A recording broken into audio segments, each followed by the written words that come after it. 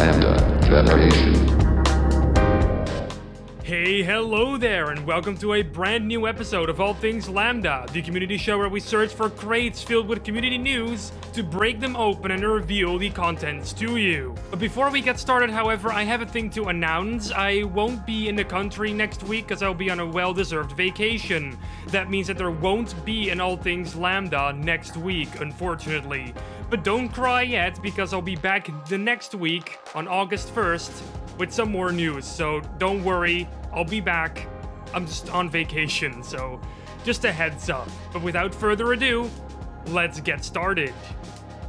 So we're all hyped up for Crowbar Collective to release more in the technical beta on August 1st, and to keep the hype high, they decided to update the community more and more with smaller updates that come out way quicker. In this brand new update, they're announcing the release of the Zen soundtrack composed by Joel Nielsen. He has teased this fact earlier on his Twitter page, by the way. It will also become available on August 1st. They also show us a brand new Bloom implementation in the game that mimics a more modern approach to the effect. The first time Bloom was implemented in the source engine, the graphical effect was still completely new to the world of video games, so its implementation in Black Mesa was ancient to say the least. Last but certainly not least, they have teased a completely overhauled UI update to the main menu of the game that looks super duper sleek. The goal here is to declutter the UI and to make it look cleaner and more simple to navigate with a mouse and a controller alike. Now, it isn't 100% certain that this UI will make it to the new technical beta update, but they will certainly try to include it. If you want to see all these things for yourself, I've left a link in the description to the official Steam blog post. Also, don't forget to join their Discord server to report on bugs and glitches that you've found so far.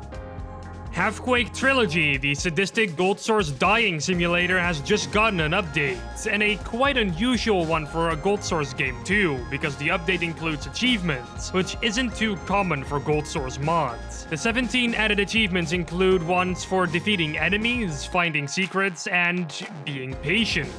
All of them can now be unlocked by playing the game. Now, if there wasn't a reason to replay the mod already, now there certainly is. Go get your achievements. A link to the blog post can be found in the description below. Also, tell me if you want me to stream Quake Trilogy on the LambdaGen channel. Let's see how far I can get before ripping my long manes out of my head. Map Labs and LambdaGeneration have partnered up to bring you HalfLife Abridged, a brand new Map Labs competition that challenges competitors in a way they haven't been challenged before. Mapping legends will need to recreate a whole chapter of Half-Life 1 or 2 into a single map, capturing its exact feel and tone. Apart from that, you can earn bonus points if the map can be completed within 5 minutes, and if it's funny. Last but certainly not least, I will be a guest judge on this challenge, so I will be going over every single map that has been sent in, and I can't wait to see what you guys are going to brew up. I will also be live streaming the whole thing when it comes out on the LambdaGen channel, so that will be a lot of fun. I might be planning something else afterwards, but I'm not saying anything on that just yet. The competition has already started, and you have up until the 3rd of August to send in your map. Bonus maps will be accepted until the 6th of August. For more details on this competition, please check out the handy poster the Map Labs guys made at the link in the description. Good luck, and above all, have fun. As we all know by now, I melt whenever I see a remodeled version of a Half-Life prop, and this time will be no different because modeler Vladislav Garagodin has provided me with the stuff. He has remodeled and retextured a Half-Life 2 Hunter Chopper, and it looks stunning. It features a whole bunch of polygons and much sharper textures than the original, but I do think the lens flares are a little overpowering though. That's about the only complaint I have on this. The same goes for the Half-Life 2 turret that he has remodeled as well. You can really tell that the designs that were thought up for Half-Life 2 still hold up today, all thanks to Vladislav's work. Amazing job. A link to his ArtStation page can be found in the description below. The turret post also includes a live 3D model you can move around. How neat. Sometimes Easter eggs go unnoticed for the longest time, and apparently Half-Life 2 is not immune to that. Even though the community has been scouring the entire game for Easter eggs and secrets for years and years, this one was yet to be discovered. It was so hidden in fact that it took a longtime Valve employee, Zabi Eng, to reveal it on Twitter himself while talking to game developer Joe Wintergreen. Wintergreen eventually went looking for it and found this GMan Hat on the texture inside this generator thing that Eli is working on. You do need to no-clip inside of it and have Fulbright enabled to see it faintly. What you're seeing now is an enhanced image of it. Like, how was anybody supposed to find this? I'm not surprised this went unnoticed for as long as it did, but I'm glad it got finally discovered. A link to the Twitter conversation can be found in the description below.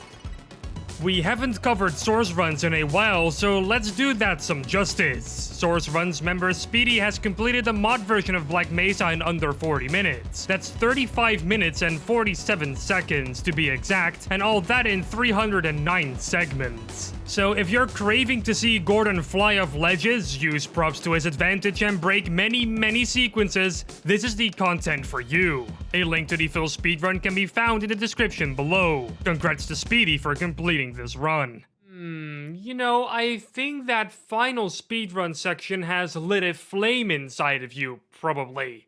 A flame that makes you go and do something fast and swiftly.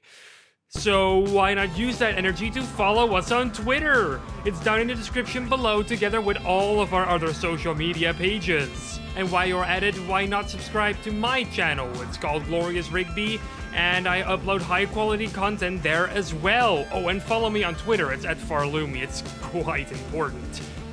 I post a lot on there, actually. And with that, I'm going to end episode 53 of All Things Lambda. Now, if you don't mind, I'm going to prepare for my birthday, which is tomorrow. Oh, and my vacation. Don't forget to subscribe and to ring that bell icon to never miss another episode. Salutations, and take care.